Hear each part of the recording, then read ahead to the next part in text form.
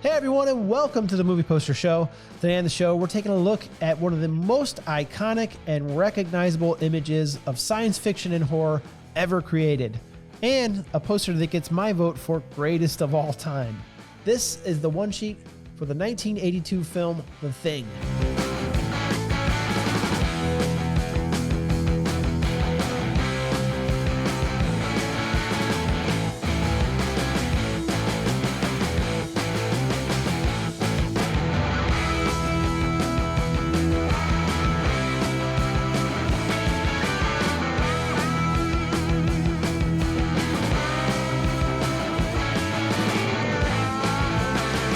Okay, here we have it, everyone. The Thing one sheet. Let's take a quick look at the specs on this. The artist on this poster is Drew Struzan.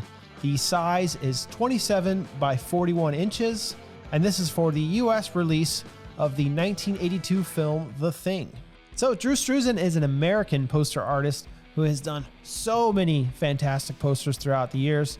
He's done posters for movies like Star Wars, Back to the Future, Indiana Jones, so many fantastic posters, including this one right here for the 1982 film, The Thing. Now, this poster has a legendary story behind it, and it goes something like this. In the spring of 1982, Drew Struzan was called by Universal Pictures. They gave him a call and they said, hey, we've got a project for you, but we need it done really quick.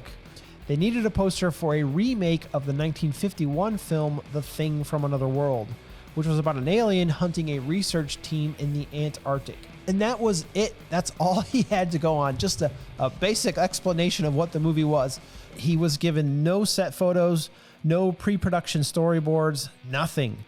So because he couldn't show an image of an actor or even a monster, he had to come up with something else, and he said he got an immediate concept. So he dressed up in his winter snow outfit and had his wife take some Polaroids of him in his driveway, and then he made a drawing based on his idea. He then faxed it to the studio, and they said, great, but here's the catch, we need it by tomorrow morning. So he painted all the way through the night, and when the delivery driver showed up at his house to pick up the painting the next morning, he was still working on it. He still had paint to add to it. He finished up and the driver took the painting 100 miles to the studio, and the paint was still wet when it arrived. That's how fast this was done. Crazy story. And I encourage you to check out the 2013 documentary, Drew, the Man Behind the Poster.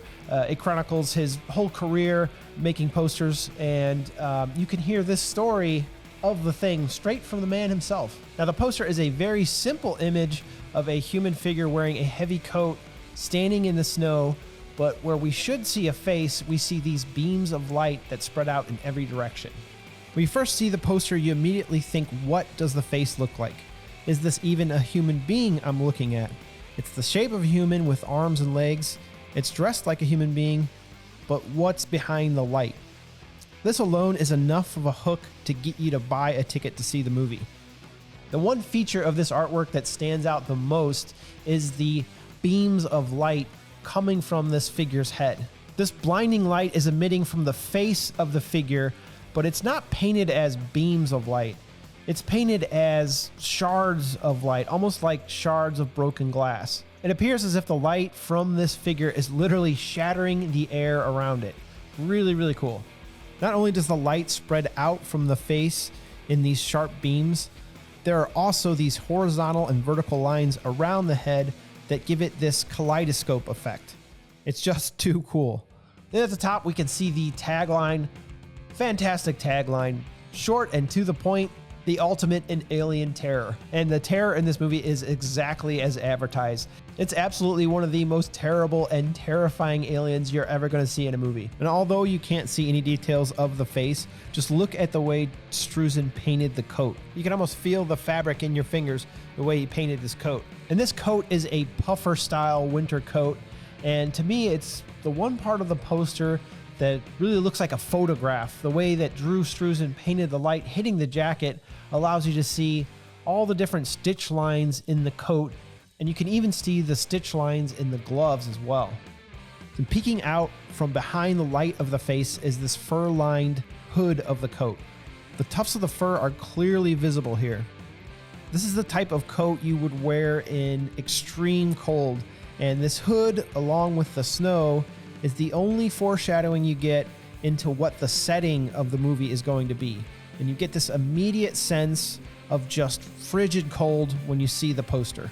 And at first glance, you'd probably think that this poster is all just blue tones. But if we look at all the colors that Struzan used, you'll see that he's got browns, greens, and then navy blue, and all the way up to the lighter tones of blue. So now let's take a look at the hands of this figure, the way that Drew Struzan painted the hands. The hands are held out to the side of the figure with the palms facing the rear and the fingers spread open. The left hand is angled in a way that puts it almost parallel to the body. The way this left hand is bent at the wrist seems rather unnatural to me. The right hand is not angled back as much as the left. It's more of a natural looking pose. Neither one of the hands is held in a casual pose. It's more of a tense or startled pose. This gives you the feeling that this figure is very tense in this exact moment, like they've suddenly been caught in the act, or perhaps this isn't a person at all like the tagline suggests, but something that is trying to emulate a person but doesn't quite know how to. Now, if we look at the stance of this figure, it's another thing that gives you the feeling that something isn't quite right here. The stance is very wide and there doesn't appear to be any bend at the knees.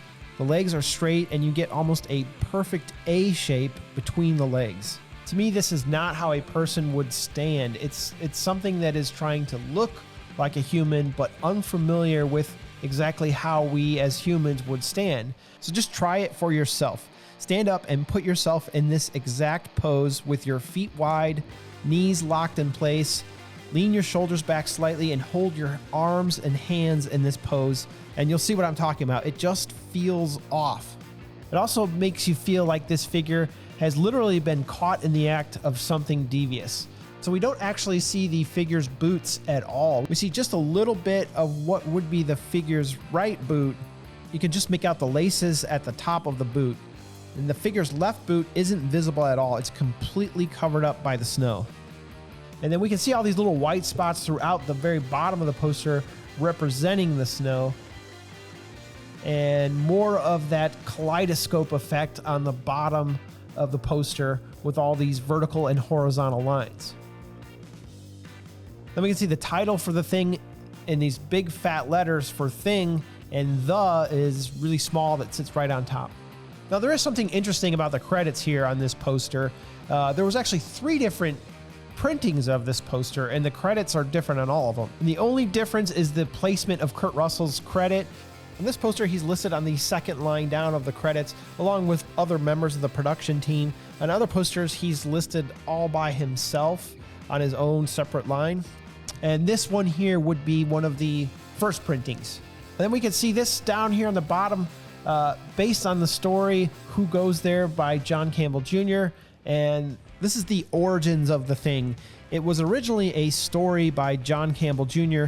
that was printed in Astounding Science Fiction magazine in 1938. You see this movie's rated R. We have the rated R ratings on here, and for good reason. It's an absolutely terrifying movie. Don't ever watch this movie with your kids if you've got young kids. It will give them nightmares. Down on the very bottom center, you'll see this message that you'll see on a lot of old film posters. It's the property of the National Screen Service message. And this is just a message to theater operators telling them that this poster belongs to the National Screen Service and they are not allowed to sell it or give it away, and that it must be either returned to them or destroyed after the movie has completed its showings in the theater. So yeah, you didn't see this. Don't call the National Screen Service on me. I don't have this in my possession, I swear. Then on the bottom corner, you'll see the NSS number. Now this is, again, you'll see this on a lot of old film posters as well. The first 2 digits of this number represent the year the poster is released, 82 for 1982, and the last digits represent the sequential order of the release for the particular year. So here you see a 0044, so this is the 44th movie that the National Screen Service handled the marketing materials for in 1982. And here's another really cool thing you'll see on these posters. These are all union made, and I'm a union member myself, IBEW. So it is cool to see the Union Printers mark here for the GAU, the Graphic Arts International Union.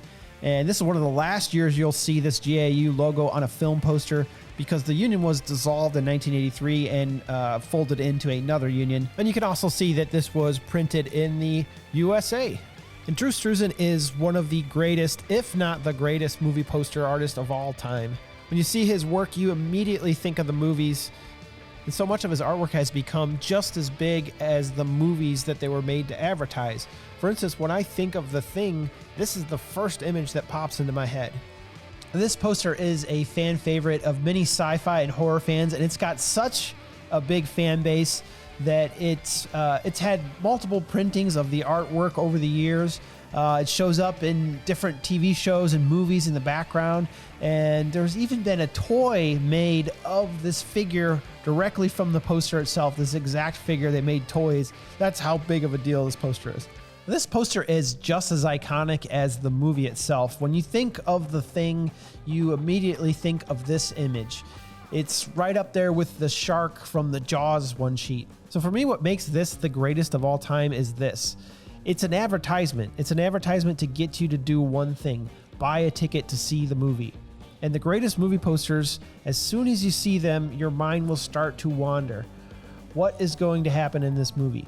The greatest movie posters will give you an immediate feeling of action or adventure, or in this case, horror.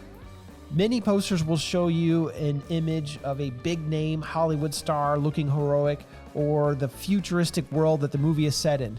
But this poster doesn't show you any of that. It's simply an image of a human. And as soon as you see it, you know that something is not right. It's eerie, it's unnerving, it's nightmarish, and it promises that if you buy a ticket, you will see the ultimate in alien terror.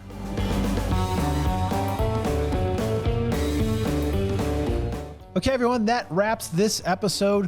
What an amazing poster. And what is your vote for greatest movie poster of all time? Before we go, I'd like to give a shout out to my co-producer, Kat Goodrich, who helps us highlight all the poster elements that we look at in these episodes. And also she created our Atomic Gator TV logos. And you can check out all of her work at studiowhatnot.com. And you can check out our Instagram at studiowhatnotshop.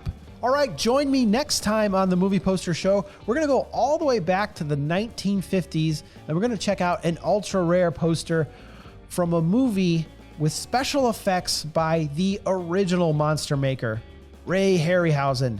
We'll see you next time.